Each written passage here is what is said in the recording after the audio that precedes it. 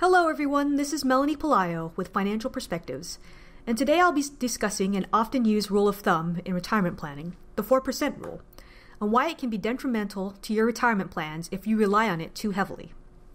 To give people a little background, in 1994, a financial advisor by the name of William Bengen conducted a study to find a safe withdrawal rate from a retiree's invested portfolio.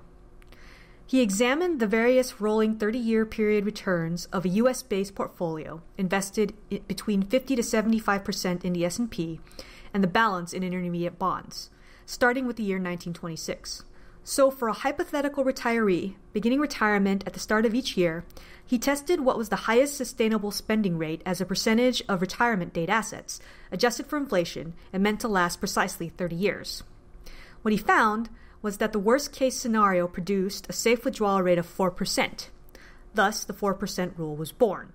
In his study, Bengen made some key assumptions, which when examined make it actually very dangerous to believe the 4% rule is the one-size-fits-all answer to anyone's retirement. First assumption was that a 30-year time horizon seemed a conservatively long enough time period to assume one would live in retirement. Every year, the health and longevity of retirees is improving, so that the probability of at least one of a married couple living 30-plus years in retirement is more a certainty than a conservative assumption. And in an update to the 4% rule study, researchers found that tacking on an extra 10 years, so the time horizon was 40 years instead of 30, cut the safe withdrawal rate in half to 2%.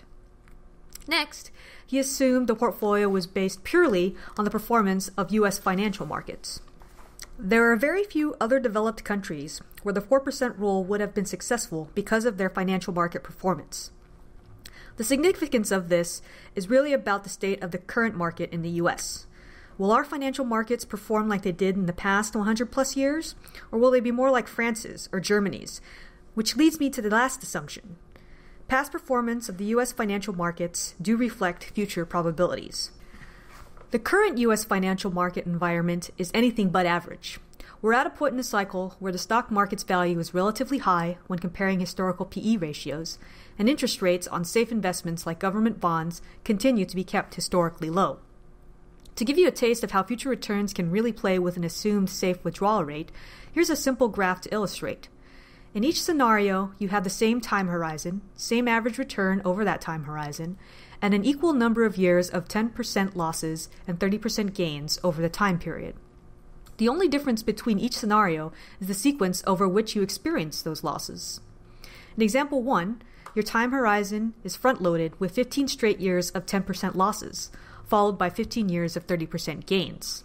If you were unlucky enough to retire in such a scenario, you'd only be able to sustain a 1.9% safe withdrawal rate. Example 2 is a brighter side view. This time, you experience just the opposite, and your early years are all positive. Here, your safe withdrawal rate over 30 years is a whopping 24.9%. Example 3 alternates gain and loss years and comes up with a 10% safe withdrawal rate. A couple of key points jump out at me when it comes to sequence of returns as demonstrated here. The early years of retirement and the performance are really important when it comes to your portfolio's ability to generate retirement income. And even though your portfolio achieves an average return over time, how it gets there can really affect how much you can safely take out. So for us, while we understand the allure the 4% rule has as a simple solution, it should not be seen as the answer when it comes to retirement planning. The next logical question is, what's the alternative?